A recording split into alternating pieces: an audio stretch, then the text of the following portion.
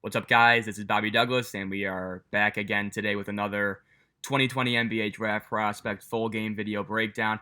And today we're looking at James Wiseman. And James Wiseman is considered by many to be a top three, if not the number one overall pick in this draft. I have him 12th on my big board right now. I said yesterday that Onyeka Okongwu is my best big man in this draft. Wiseman is my second best big. And listen, I understand why people would want him in the top three. But the thing with big men, and I went in depth a little bit.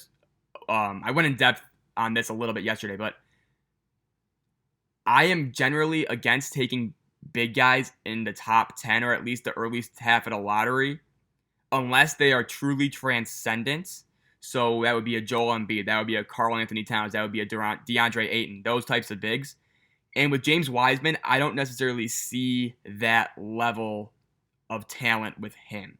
I still think he could be a really good NBA player. I just don't think he's a guy worthy of taking top three or at least top 10 in this. No, I could see top 10, but at least top 5 or top 6 in this draft. I just don't really see it with him. And yeah, so that's a little disclaimer for me right now. Again, I have him 12th overall on my big board.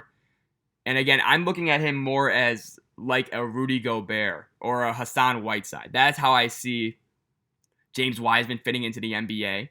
So I have to ask, so are you taking a Rudy Gobert in the top 3 of a draft? Are you taking a Hassan Whiteside in the top 3 of a draft? My answer for that would be no. And Rudy Gobert is a great player. He was an all-star this past season. But is he really a guy who's going to be a top 2 player on a championship team? No.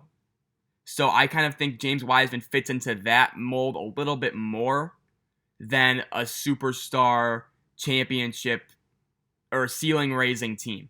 So just keep that in mind when you watch this video. Again, I'm a lot lower on him than many others.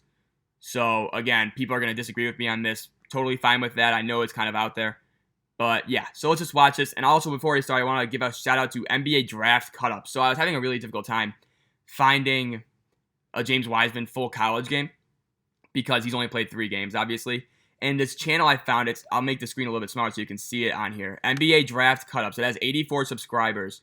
And what it does, they have a bunch of prospects, and they basically just cut the game down to where only the player involved in the game is there. So basically what I'm doing, I skip ahead the parts where the player's not in.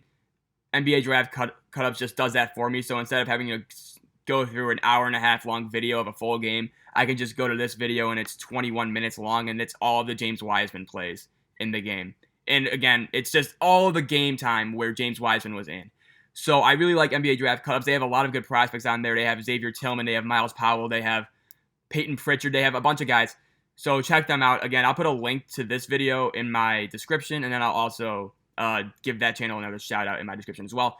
So let's get into it. And this first half video only lasts like 4 minutes, so this will be a short video. So that's why I'm feeling a little bit more obligated to give a lengthier description, just so you guys can have a little bit more, can see into my thought process a little bit more as I discuss James Wiseman. So let's watch it right now.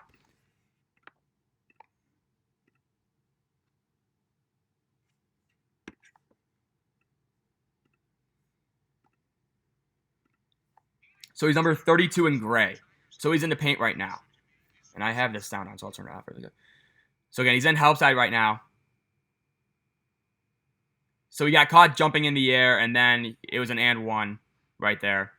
And again, see how it goes right from play to play. So it's a lot quicker. And so it's pretty nice in that regard. But again, he got caught jumping on that. And again, the thing with Wiseman is that, listen, I think he has a really high floor defensively. I think he can probably guard 1 through 5 in the NBA in spots. I don't think he's as versatile or as quick as Onyeka Okongwu.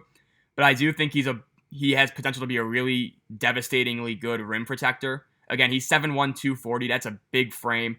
You know, he gets up on shots well. I don't know if his jump is necessarily super quick, but I do think he's athletic enough to get to shots. Again, he's really long, you know, really tall, obviously. You know, I think he'll be a really good defender at the NBA level. And again, I see a lot of Rudy Gobert in him. And let's see, he's on a switch right now. Let's see how okay, so he hedged that. And again, he only played 3 games at Memphis, so it's a little bit of a small sample size. That's just something to note. But he averaged 20 and 11 basically at Memphis in 3 games, but 2 of those games came against really low-level competition. So that's just something to note as well. This is the only game where he was playing at Power 5 level competition, and that was in this game he had 14 points and 12 rebounds, which is still very good, especially in only 23 minutes, I believe, or 21 minutes. And he got that rebound right there. Again, he's a big guy, carves out space well. Probably settles a little bit too much for perimeter jumpers for my liking, especially for somebody who hasn't really shown the necessary touch from that range yet. You know, I think he only shot 3 threes this season in 3 games, and he missed all of them. You know, just things like that worry me. I think he settles too much. Again, he's very good. He's a very good north-south athlete. East-west, he's a little bit more slow. Not as laterally quick as you want, but I do think his length makes up for a lot of that on the defensive end especially. So we see him right now against the post. Again, moves his feet well, stays low, stays athletic. And let's see what he does against Peyton Pritchard here. Again, good job again, right there, that's a good job just staying in front of Pritchard, who's a pretty quick point guard for Oregon. And yeah, so there are definitely a lot of things to like about James Wiseman, especially on the defensive end. Offensively, I think he's a little bit more raw than people will say he is. So that's just something to note as well. So again, he's in the post right here. Now he's on the 3-point wing.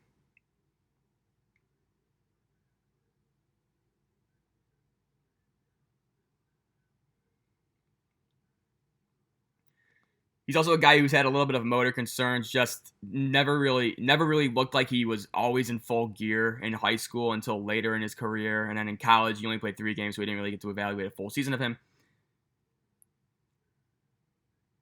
It's a nice little play. And again, he only plays like 5 minutes in this first half before he gets benched for foul trouble. So right there, he was a little bit slow on the recovery, but he missed a 3, so.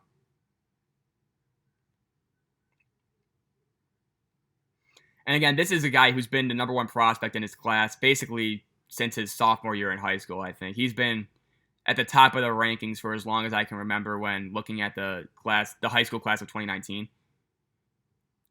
Something to note as well. But again, I'm just not a huge fan of taking big guys that early in the lottery. So hence I have him 12th. And again, I think Onyeka's going to be a better player than him in the NBA. So yeah. Hasn't really done much so far. He's had a few good contests. But again, the second half is where he mainly does most of his damage. See, that's a really good block. Again, that's where he's going to be an instant impact NBA player, just on the defensive end, rim protecting. I think he's going to be one of the best shot blockers in the league. I think his floor is something like a Hassan Whiteside without the annoying attitude that Hassan Whiteside can have. I think that's definitely his floor, and then anything above that, I can see him being a Rudy Gobert type, where he's a really solid, low-level all-star type of player, but is he really a top 2 guy on a championship team that you would normally hope to get with a top 3 pick? I'm not really sure. So that's why I'm a little bit lower on him than most, I would say. But yeah, that's kind of those are my comps for him. And so he got a charge right there, so that's the second half, so I'll stop it right there. And then, obviously, I told you this video is going to be really short. It is. So, yeah, we'll get into it more with him in the second half. He plays a lot more minutes. He only has 3 fouls for the entire game, so he's in for a lot of the second half. And, yeah, we'll just get into that then. And, yeah, thanks for watching. Make sure to like this video and subscribe if you haven't already. And, yeah, thanks for watching.